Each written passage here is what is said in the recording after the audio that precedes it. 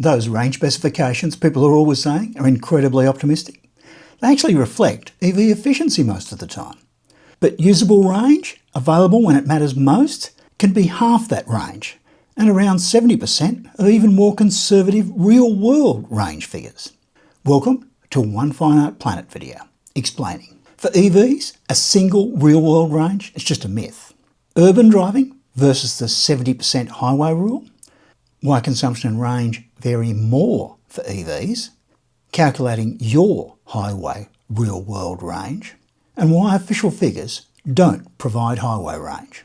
One of the greatest misconceptions is that an EV has one somewhat fixed range that a driver can generally expect all the time. Reality is, the methods CLTC, NEDC, WLTP, EPA, and people trying to helpfully tell you real-world range all provide different answers to range, not because some are optimistic or trying to promote EVs, but because they're all accurate if you drive an EV in the conditions each one considers the real world.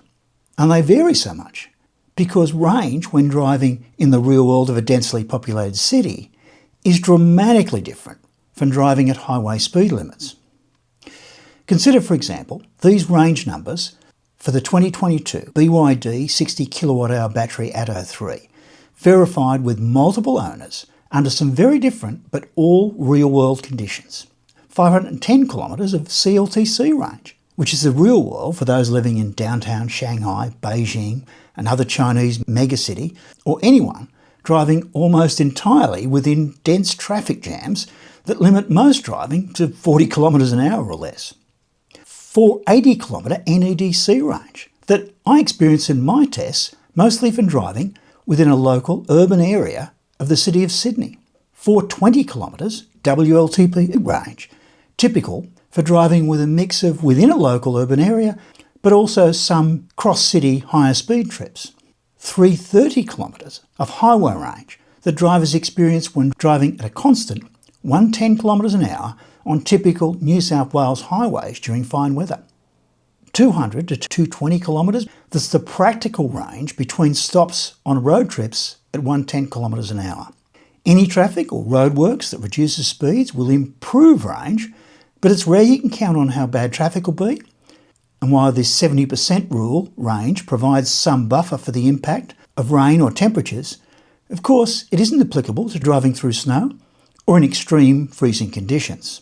One of those numbers would tell a prospective Atto 3 owner how far they can typically travel between recharging in their normal real world, but the 70% highway range rule reveals how far it'd be practical to drive between charges when on the usually rare but critically important scenario of a long trip on the highway at 110 kilometres an hour in typical weather conditions. For deciding whether an EV is practical for highway road trips, that's determined by the equivalent of the 200 to 220 kilometres with the Atto 3 that's practical between stops for charging on a road trip. Yes, for most people, the range for that around 90% of driving that's urban driving, the 420 or even 480 for the Atto 3 example, it never matters. People don't notice this because the gas car pattern of waiting until nearly empty before visiting a gas station to then usually fully refill isn't how EVs are driven. Instead, drivers normally plug in and leave the car charging any time they park where right price charging is available. The result is perhaps daily short partial charges that mean the EV never drops to near empty state of charge. This is described in videos on home charging and public EV charging and is more like how many people charge phones than refuel gas cars. So, the main time people want to drive an EV for its full range, and therefore when range or charging anxiety could occur, is when on highway road trips.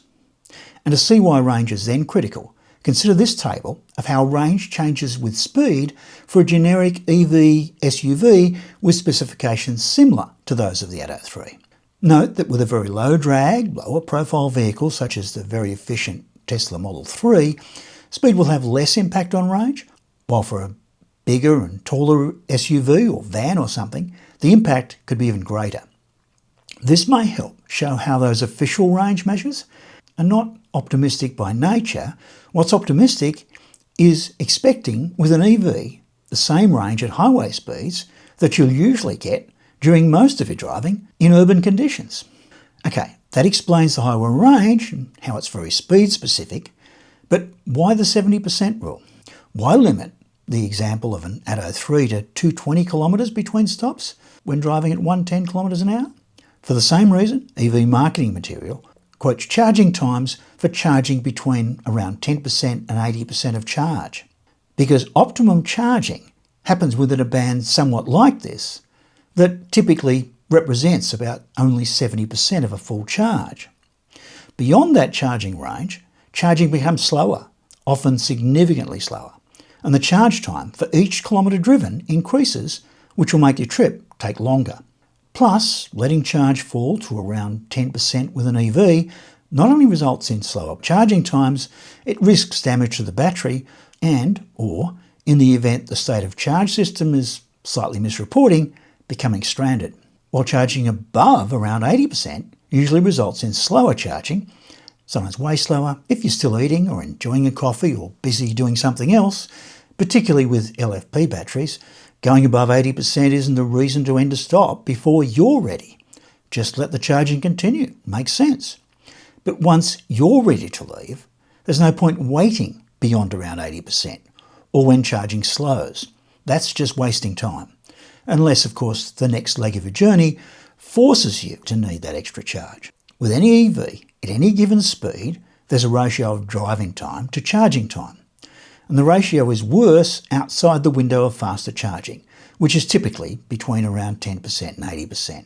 Of course, in reality, if you do really need a long distance between stops, it makes far more sense considering how much range increases from lowering speed than simply maintaining speed and arriving with close to zero estimated range.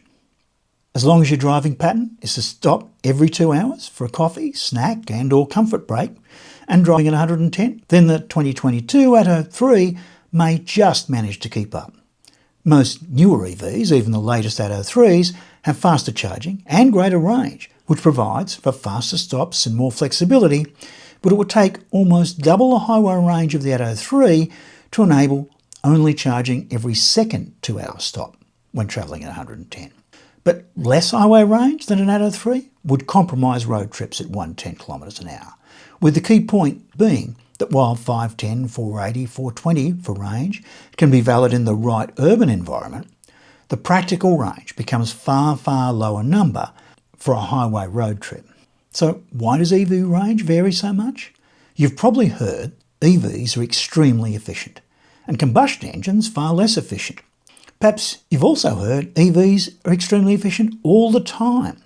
And while efficiency for combustion engines varies dramatically, is typically around 20 to 25%, although it can reach over 40% in some cases, which at first could make it sound like EV energy consumption could vary less than the variable efficiency with gas engines, but the opposite's true, because combustion engines become more efficient when working harder, which means less increases in consumption as energy demands increase. This results in some surprises when moving from combustion engine to electric power, because for nearly a century, the extent to which increased speed or drag and other factors increase energy consumption has been minimised. The first surprise is that the difference between urban and highway economies reversed, with EVs having higher consumption on the highway and thus less range on the highway.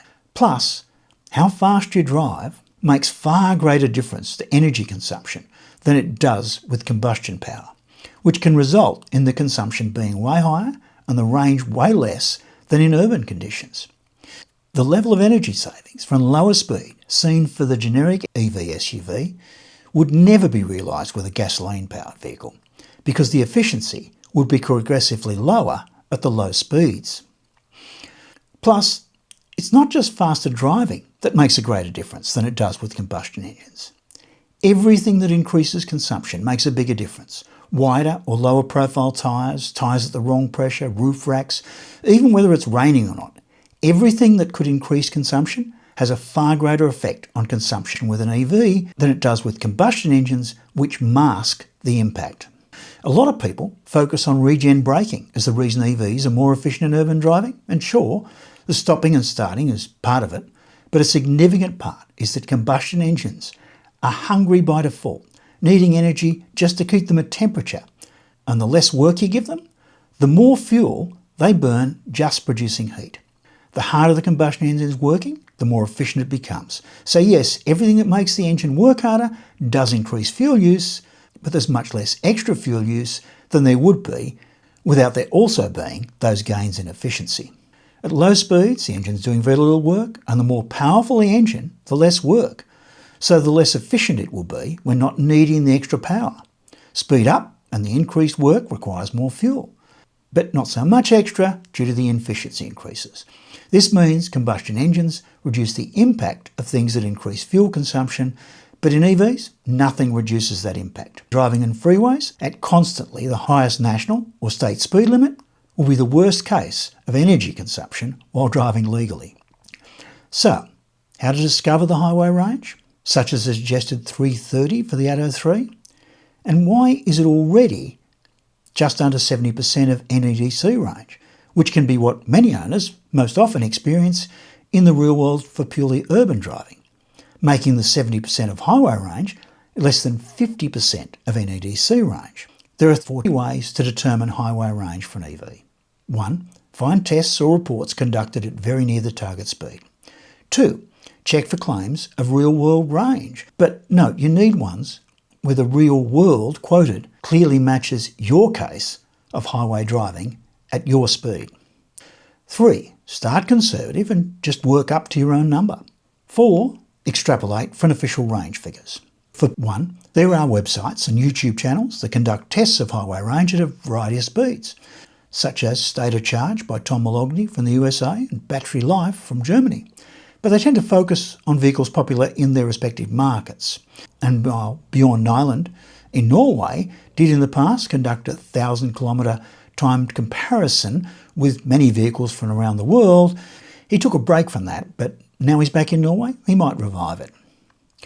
Without a specific test stated to be at constant speed, another option is to consider quoted real-world range numbers, but unless it's clearly stated they reflect driving at your freeway speeds, be very sceptical about assuming their real world will be the same you encounter. Danger of many real-world numbers? It sounds like the person providing the number feels their real world is the only one there is. Another option is to set out on your first road trip with an ultra-conservative choice for the first charging stop and then build up from there. Unlike with ICE vehicles, the time to charge becomes longer when you need more charge, so stopping more often doesn't have a negative impact on how long you spend charging.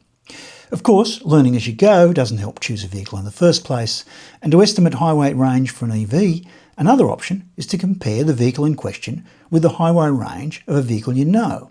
For example, a vehicle with similar drag coefficient with 20% greater CLTC, NEDC or WLTP range will probably have at least 20% greater highway range and lift the 70% rule distance from 220 kilometres with an Atto 3 to a more flexible 270 kilometres with that vehicle. Now, a note of caution. You may feel, if you have just one of the official numbers, you could use the ratios for the Atto 3 to extrapolate the other numbers. And the more similar the vehicle you're comparing to the Atto 3 in terms of its frontal area and drag coefficient, the more accurate that'll be.